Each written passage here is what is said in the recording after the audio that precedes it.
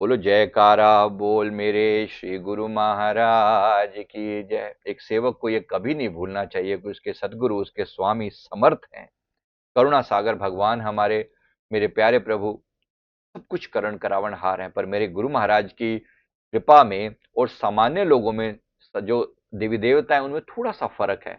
जो लोग देवी देवताओं की उपासना करके गुरु चरणों तक पहुंचते हैं ना, वो यहां भी ऐसी उम्मीद करते हैं कि मैं झट से मांगूंगा, झट से गुरु महाराज दे देंगे। गुरु महाराज झट से नहीं देते, गुरु महाराज थोड़ा समय लगाते हैं, क्योंकि सदगुरु का काम है हमारी आत्मा को निखारना।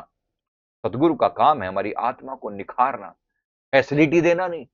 याद रखना, फैसिलिटी देना नहीं, सुविधा नहीं। मैंने भाई कई बार उदाहरण दिया है, एक छोटी सी बात को समझ लेना। जिसके जीवन में जितने ज्यादा तकलीफें हैं, इसका मतलब है कि वो चुना गया है विशेष काम के लिए। बस एक बार याद दिलाने के लिए, एक कारीगर कहीं जा रहा था, जो मूर्ति बनाने वाला था, गढ़ने वाला था। रास्ते में लंबा सफर था। जब वहां पर पहुंचने, जहां जिस गांव में जाना था मूर्ति बनाने के लिए, सफर लंबा था। लोग पहले पैदल ही चला करते, तो अपने टूल वूल उसके साथ थे। किसी पेड़ के नीचे थोड़ी देर के लिए आराम करने के लिए रुका, थोड़ी देर के लिए आराम करने के लिए रुका, तो वहां पर दो पत्थर पड़े हुए थे। एक पत्थर की ओर उस पर ध्यान गया। कुछ मन में भाव सा आया कि भाई जाएंगे तो जाना तो है ही, सही लंबा सफर है, पैदल चलना होता था पहले तो, है ना, कई दो चार 5 दिन लग जाया करते थे। थोड़ी देर कलाकारी दिखा देते हैं। तो भाव से उसने उस पत्थर से पूछा कि भाई थोड़ा सा तेरे ऊपर कलाकारी दिखा दूं। पत्थर ने कहा भैया माफ करो, हम जैसे पड़े हैं अपन बड़े मस्त, अपनी जगह पर अपन मस्त पड़े हैं, तो जरा माफ कीजिए। हम जैसे हैं ठीक है, आप जरा आगे चलिए। अब जैसे हैं ठीक है, पत्थर है तो पत्थर है, तो क्या हुआ, मस्त पड़े हैं। यही कारीगर ने कहा ठीक है, जैसी तुम्हारी इच्छा। लेकिन दूसरे पत्थर पर ध्यान गया, वो भी कुछ ऐसा ऐसा ही था। तो ध्यान दिया और पूछा कि भैया तो देर में कुछ कलाकारी दिखा दे। उसने कहा जी जैसी आपकी इच्छा। वैसे भी पत्थर जैसा जीवन है, इसमें क्या फर्क पड़ता है। दो चार आपके हथौड़े वथौड़े लग जाएंगे तो थोड़ा शायद कुछ सुधर जाए हम, शायद कुछ सुधर जाए। वो पहले वाला पत्थर ने बड़ा मजाक उड़ा रहे, अरे देख अभी इतने थप्पड़ पड़ेंगे, देखियो तेरे को अभी इतनी मार पड़ेगी, इतने हथौड़े पड़ेंगे, सारी भूल जाएगा, सारी हेकड़ी निकल जाएगी तेरी, देख ले एक बार, फिर सोच ले। ने कहा कि सोच लिया, इस पत्थर जैसे जीवन में है क्या, है क्या।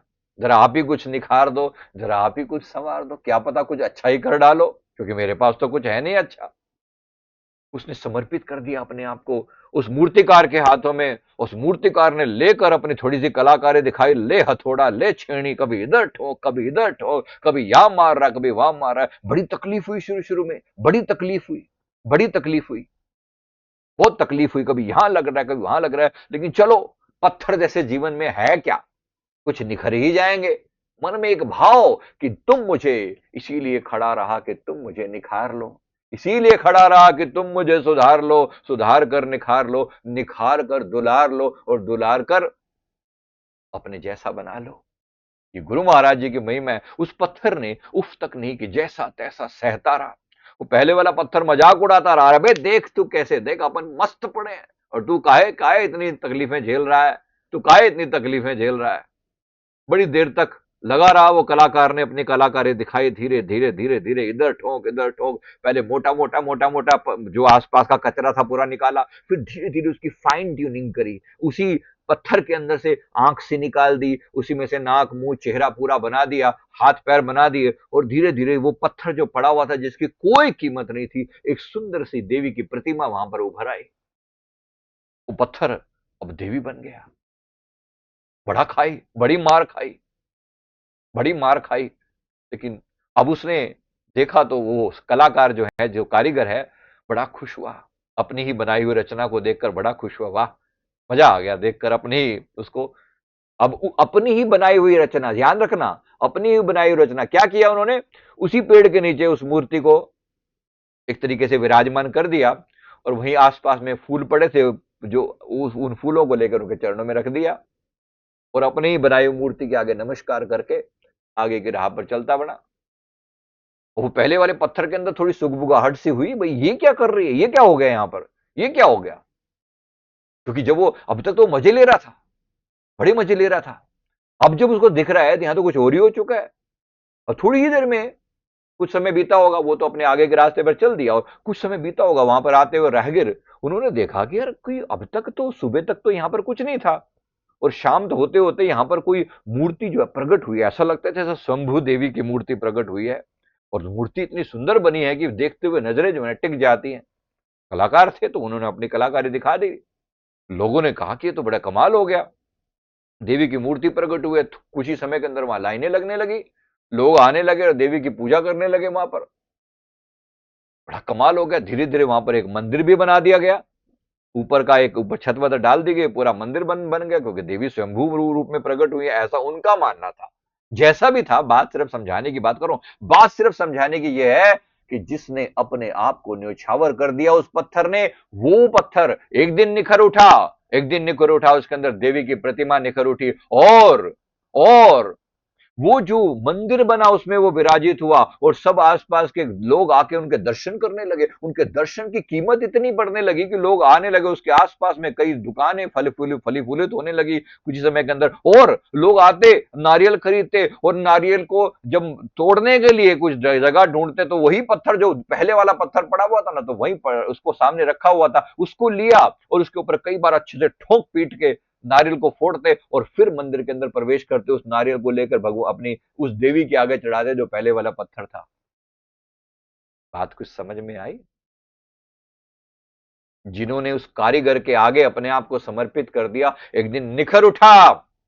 ये बैठे हैं कारीगर निखारने के लिए, ये सुविधाएं देने के लिए नहीं बैठे। याद रखना, बाद में सब मिलेगा, बाद में सब मिलेगा, लेकिन शुरू में तराशा जाएगा, खूब पिटाई होगी, कभी इधर पड़ेगा तो कभी उधर पड़ेगा, कभी शारीरिक पीड़ा, कभी मानसिक पीड़ा, कभी बीमारियां आ रही हैं, कभी रोग आ रहे हैं, कभी क्या लग रहा है, कभी क्या लग रहा है, लेकिन एक दिन पूजे जाओगे, इस संसार के अंदर जय जयकार होगी। जिन्होंने खाई गुरु की मार वही बने अवतार, जिन्होंने खाई गुरु की मार वही बने अवतार।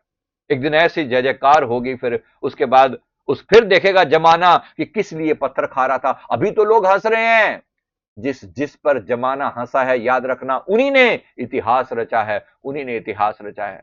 तो जरा याद करके, अच्छे से याद करके कि मेरे सदगुरु मुझे निखारने आए हैं, मेरे गुरु महाराज मुझे निखारने आए। जितने कष्ट ज्यादा, याद रखना, जितने कष्ट ज्यादा, इसका मतलब है कि मेरे जीवन को संवारने का जिम्मा लिया है। जब ज्यादा निखार करना होता है तो ज्यादा चीजें जो है ना अच्छे से और ज्यादा ठुकाई पिटाई होती है, और ज्यादा, क्योंकि जिसको ऊंचा उठाना है, अगर तुम्हें यही पत्थर जैसा ही रहना था तो बात अलग है, फिर परमात्मा से सुविधाएं मांगो, परमात्मा से सुविधाएं मांगो। हे प्रभु मस्त पड़ा रहूं, सब ठीक ठाक रहे। ठीक ठाक नहीं रहेगा, याद रखना, गुरुमुखों के जीवन में ठीक ठाक नहीं रहेगा। और इसीलिए फर्क समझना, जो लोग कहते हैं कि संसारी लोगों में, हम संसारी लोग पाप भी करते हैं और मस्त रहते हैं, हम तो भक्ति भी करते हैं और दुखी रहते हैं। तो याद रखना, ये दुख और सुख का कारण समझ लेना। वो जो थोड़ा सा टेम्परेरी सुख पा रहे हैं ना, थोड़ी देर के लिए कंपैरिजन हो रहा है, थोड़ी देर के लिए बस, उसके बाद जो युगों युगों तक वो मार खाएंगे नरकों के अंदर, भूलना मत उस नरक, उस मार को ना भूलना। वहां जो पिटाई होनी है उसके बाद जम जम के पिटाई होनी है उनकी, और एक आप होंगे, जय जयकार होगी, होगी ना। अपने आप को निखारिए, निखारिए, निखारने दीजिए, दे दीजिए उस महान शिल्पी के हाथ में जो निखारने के लिए बैठे हैं। ये उस महान शिल्पी के हाथ में श्वास श्वास में रंग लीजिए अपने आप को। वो बैठे हैं महान शिल्पी, संसार में चमत्कार करने के लिए बैठे हैं। धन्य है प्रभु, धन्य है, इस सृष्टि में इनसे बड़ा चमत्कार और क्या होगा। गुरु महाराज जी के चरण कमलों में जो आ गया है, गुरु महाराज जी के चरण कमलों में जो आ गया है, उसके जीवन में निखार नहीं होगा। इसीलिए खड़ा रहा कि तुम मुझे निखार लो, इसीलिए खड़ा रहा कि तुम मुझे सुधार लो, सुधार कर दुलार लो, और दुलार कर अपने जैसा बना लो।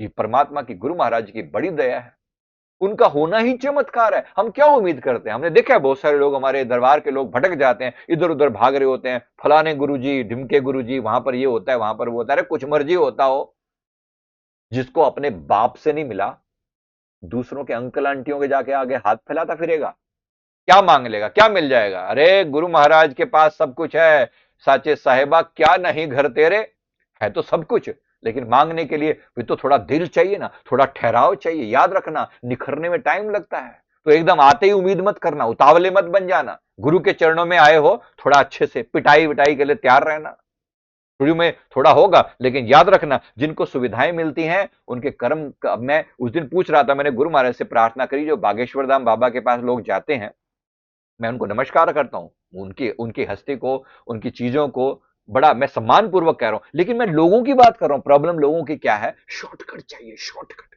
शॉर्टकट, शॉर्टकट चाहिए कि किसी तरीके से जाएं और मेरी ये मुराद पूरी हो जाए, मेरी मन्नत। दो लोगों ने नारियल बांध बांध के वहां पर पूरा पेड़ तोड़ डाला, ऐसी हालत है वहां पर, नारियल लेके ले कलेवा बांध, इधर बांध और उधर बांध, ये इच्छा पूरी और वो इच्छा पूरी।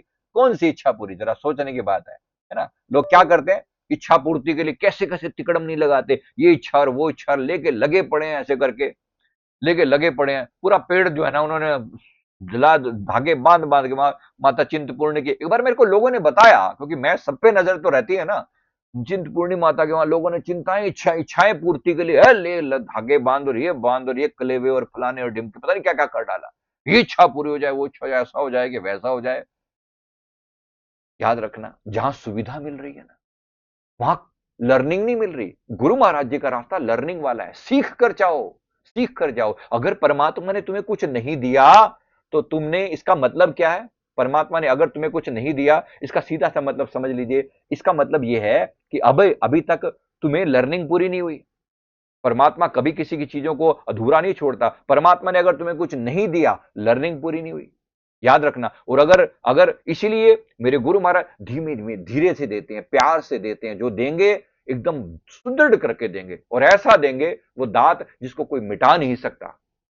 ये छोटी मोटी हर चीज के लिए, छोटी मोटी सुविधाओं के लिए मत भागना, मत भागना। गुरु महाराज निखारेंगे, और ऐसा निखारेंगे जिसको, जिसके आगे कोई कोई जो है ना टिक नहीं पाएगा फिर।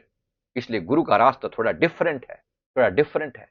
इसलिए तैयार रहना अपने आप को सुधारने के लिए, अपने आप को निखारने के लिए। जहां वो एक पत्थर जो है, जो पहले वाला पत्थर जिसकी मैं बात कर रहा था, वो पड़ा है, मस्त पड़ा है, सुविधाएं ले रहा है, सुविधाएं, लेकिन लास्ट में वो सुविधा उसको जन्म जन्म के लिए, सदा सदा के लिए वो पत्थर ही रह गया।